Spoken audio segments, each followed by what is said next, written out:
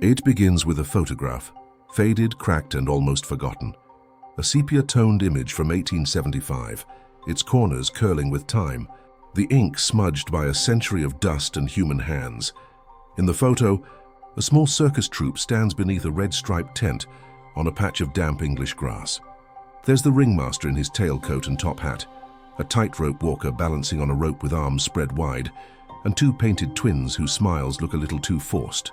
A lion crouches behind its cage, its eyes unfocused, and right at the center, one man, Godfrey, stands tall, proud, and unaware that this would be his final portrait.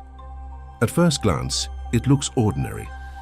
Just another glimpse of a lost world, a traveling circus posing before another night of laughter and applause. But there's something wrong with this picture. Look closer. The shadows fall the wrong way. The smiles don't reach the eyes. And behind one of the performers, faintly, almost invisible, is a blur shaped like a person who shouldn't be there. Hours after this photo was taken, everyone in it would be dead. No one knows exactly how. There were no witnesses, no official reports, no graves ever found. Only this one photograph, and the whispers that followed. The photo wouldn't resurface until nearly 60 years later, discovered inside an antique chest in a crumbling English attic. It was said the man who found it fell ill just weeks after touching it. He died muttering about laughter in the dark, and a smell of smoke that no one else could sense. So what really happened that night? July 22nd, 1875, when Godfrey's circus took the stage for the last time. Was it a tragic accident, a forgotten disaster, or something else entirely? Because some believe the camera captured more than faces that day. They say it captured a curse. To understand the tragedy of Godfrey's circus, we first have to step back in time, to an England that was still gaslit and grimy, where the smell of coal hung thick in the air and traveling shows were the only glimpse of wonder most villagers ever saw. In the mid-1800s, circuses were the heartbeat of the road. They moved from town to town in rickety wagons, setting up tents on muddy fields, bringing lions, fire, and illusion to people who'd never seen either. Among them was a small but ambitious troupe that called itself Godfrey's Circus. It was founded by Godfrey, a former battlefield magician turned showman, a man who had once entertained soldiers with sleight of hand between cannon fire. He returned from war with scars, a strange fascination with the occult, and a belief that performance could resurrect what the world had forgotten. Or, by the 1870s, Godfrey's Circus had become something of a rural legend. They were known for their animal acts, fire breathers, and most famously a pair of performers called the Bearded Sisters, twin women whose stage banter could silence even the drunkest crowd. They weren't the grand spectacle of London's big top shows, but in small English towns, they were as close to fame as anyone ever got. Life under the tent wasn't glamorous. Performers slept beside cages, patched their costumes by candlelight, and ate whatever coins the audience's applause could buy. They traveled like a family, a fragile, half-starved one, bound not by blood but by survival. The men handled the ropes and beasts. The women stitched costumes and soothed burns. And every night before a performance, Samuel would gather them, touch the brass ring he wore on his thumb and whisper, "For luck and for laughter." They believed in superstition more than safety. Some swore the ring had been forged from a cannon shell. Others said it came from a grave. Either way, Samuel never performed without it. Their final show was scheduled in a quiet farming village near Nottinghamshire, England, a place surrounded by forest and fog, where locals didn't take kindly to outsiders. The troupe arrived just as the sky turned heavy with clouds. Witnesses later recalled a strange calm that settled over the fields that day, as if the air itself had stopped moving. Even the animals went quiet. By dusk, the first drops of rain began to fall. The villagers said the sound of thunder rolled in from the distance, echoing like drums beneath the tent canvas. That night, a thunderstorm rolled in, and none of them would leave alive. Morning broke beneath a low grey sky, the kind that promises rain but never delivers it until nightfall. The grass around the circus tent was damp, glistening from the night dew. Inside, laughter echoed as the troupe prepared for what they didn't know would be their final day alive. That morning, a young photographer named Arthur Liddell arrived on horseback, carrying his heavy wooden camera and glass plates wrapped in cloth. He had been hired by Samuel Godfrey himself to capture a few promotional portraits for the next town. Back then, photography was a luxury, slow, deliberate, almost sacred. Every shot felt like freezing a ghost in glass. Little set up his tripod outside the main tent. The performers gathered in the open field, the fire breather polishing his torch, the strongman flexing for a laugh, the animal trainer gently brushing his lion's mane. Laughter rose and fell with the wind, echoing across the empty countryside. One by one, they posed for the camera. Clara, the tightrope walker, just 16, eyes bright with nerves, stood balancing on a rope stretched between two wagons, her white dress swaying with the breeze. Edwin Godfrey, Samuel's only son, stood proudly beside his father, holding the circus banner as though protecting the family name itself. And then there were the painted twins, identical sisters who never broke character, faces powdered pale and lips painted in crimson smiles. Even when the wind tugged at their hair, they remained perfectly still, but not everyone was eager to be photographed. One performer, a contortionist named Elsie, refused to smile. When Arthur asked why, she whispered, "There's someone behind me." But when he turned, there was no one there. Just the lion's cage rattling faintly, though the animal inside didn't move. Arthur brushed it off as nerves. The camera flash powder hissed, smoke rising, and for a split second he thought he saw something flicker through the lens. A blur, almost like a hand reaching out from behind the group. When the image developed later that day, faint distortions appeared along the edge of the glass plate. A ripple as if the air itself had bent. He wiped the plate, thinking it was dust, but the mark didn't come off. Still, he managed to capture what would become the circus's final portrait, everyone smiling, standing proud, frozen in time. By noon, the photo was done, the troupe packed up, and the photographer rode off to the nearby inn. He would later tell a friend that something about the image bothered him, that the exposure felt too long, as if time itself had hesitated. He'd never deliver the prints, because by the next morning, the field where he'd taken that photograph was silent. Burned grass, torn canvas, and not a single soul in sight. Hours later, their bodies would be found exactly as they stood in that photo. That evening, the village gathered beneath the striped tent. Despite the rolling thunder and the smell of rain in the air, Godfrey's circus was determined to go on. For the villagers, it was the biggest event of the summer, laughter in a place that rarely knew joy. For the performers, it was just another night on the road. By 7 o'clock, the tent was full. Candlelight flickered against damp canvas walls.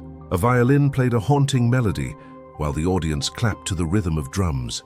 The lion growled from behind its cage, its eyes reflecting the flames' shimmer.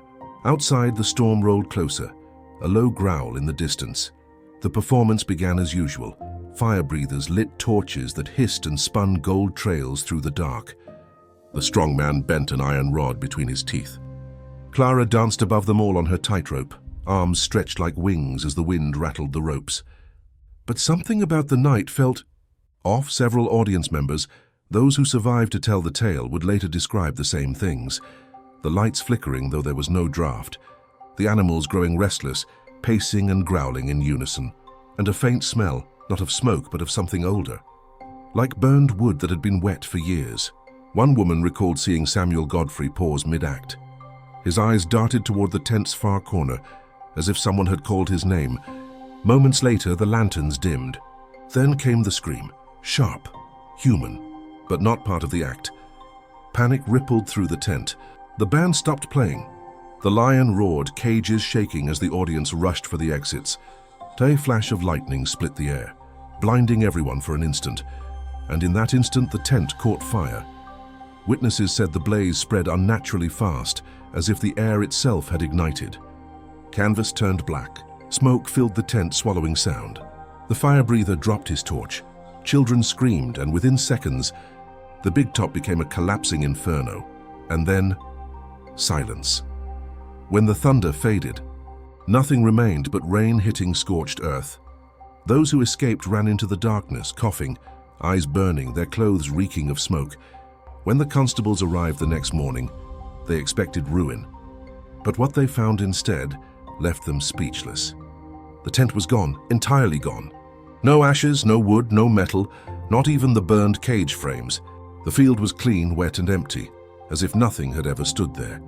The only thing left was Samuel Godfrey's pocket watch, found half buried in the mud. The glass was cracked. The hands were frozen. It had stopped exactly at 9:14 p.m. Investigators searched for signs of a storm strike or arson, but there were none. The villagers insisted they had seen the fire, that they'd smelled the smoke and heard the screams. Yet there were no traces of the blaze, no bodies, no embers, nothing but damp grass. No one could prove that the fire had ever happened, except for one thing, the photograph. When Arthur Little returned days later to retrieve his equipment, he found the glass plate lying beside the ringmaster's watch. The image was warped now, faces distorted. Outlines faded, but the figures stood exactly as witnesses had described in the moment before the fire. And behind them, faintly, barely visible through the blurring emulsion, was something new, a dark figure, standing where the flames had begun. No one could prove the fire ever happened, except for that single photograph. In 1883, deep within the attic of a collapsed home outside Manchester, an abandoned photographer's trunk was uncovered. Inside, among rusted lenses, curled negatives and scraps of letters, lay a single photograph, a pale young girl, sitting stiffly on a wooden chair, her eyes too sharp for the blur that surrounded her. At first, it seemed nothing more than a curiosity of the Victorian age, until those who handled it began to fall ill.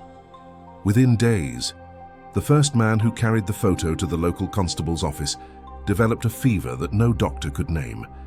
His skin turned grayish, like the silver nitrate that coated old glass plates. Whispers grew in the town. The photograph was cursed. By 1901, the image had traveled across the sea, brought to London by collectors fascinated by the macabre. There, the newly formed London Occult Club studied it under candlelight. One observer noted, "Her eyes follow even the unseeing." Another claimed that under magnification, the background seemed to breathe. Early photography, experts puzzled over its distortions, faces in motion blur, though the subjects in that era sat perfectly still for minutes at a time. The exposure made no scientific sense. In 1907, the last surviving member of the original photographer's family spoke briefly to the Birmingham Herald. He said the image was taken by his grandfather, who had once confessed that the glass would fog whenever light touched her. After that interview, the man disappeared from public record. When government archivists catalogued the photo in 1920, it was placed in a sealed crate labeled Restricted, Item 1443C, according to an internal memo. Every attempt to reproduce the image ended the same way. The glass cracked, sometimes along the eyes, sometimes across the heart. No one knows where the original negative rests today, but those who claim to have seen a copy say the child's head has slightly turned. In the summer of 2019, during a small rural estate auction in Somerset, a collector stumbled upon a box marked simply Circus 1870s.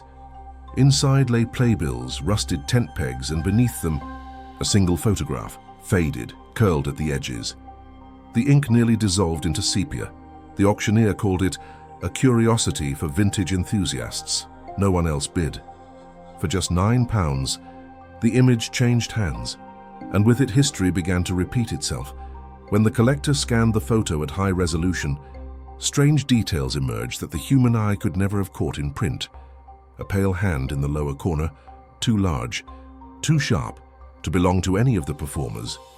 And in the distant shadows near the tent's entrance, a small figure seemed to stare outward, its eyes faintly luminescent. Some said it was just overexposure. Others said it looked back. Within weeks, the restored image made its way online. A Reddit post titled "The Lost Circus Photo" appeared on the paranormal board late one night. It gathered thousands of upvotes in hours. Comments poured in.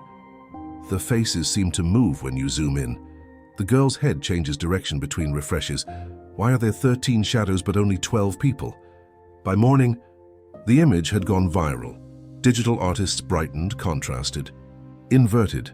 Each edit revealed something new, or maybe something old. Experts attempted to explain the phenomena as digital compression, but the myth had already taken. Former historians recognize the name scratched faintly on the E.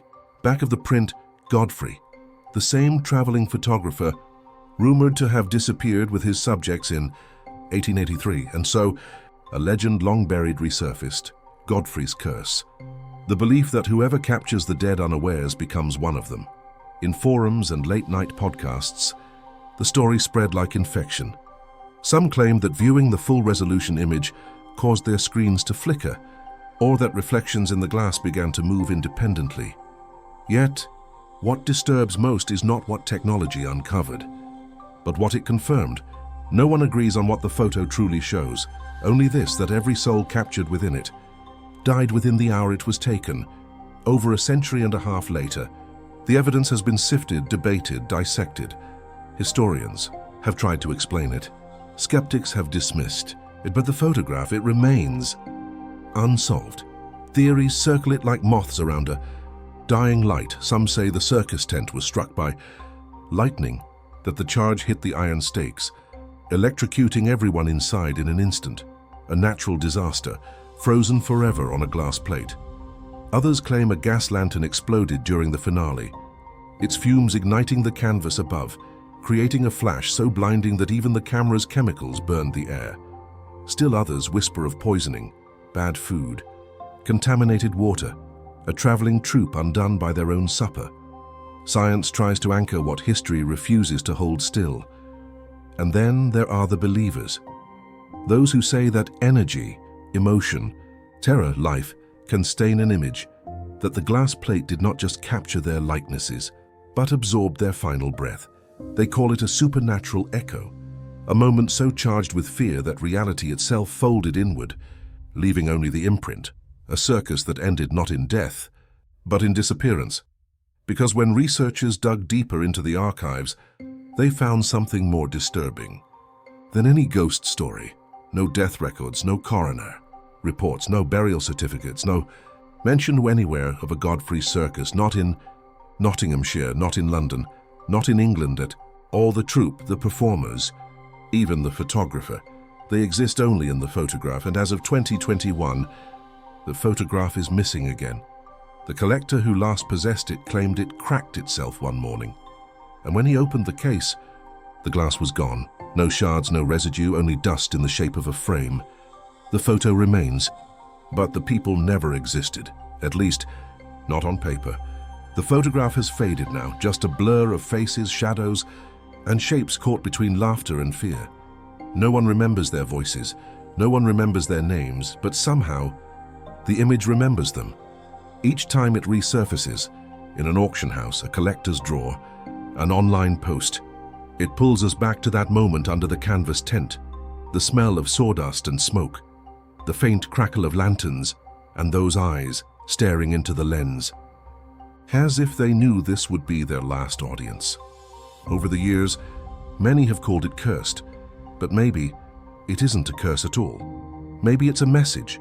Maybe the photo is simply the last laugh of those who lived to entertain, performers who refused to vanish quietly, who found a way to keep the applause going, even in death.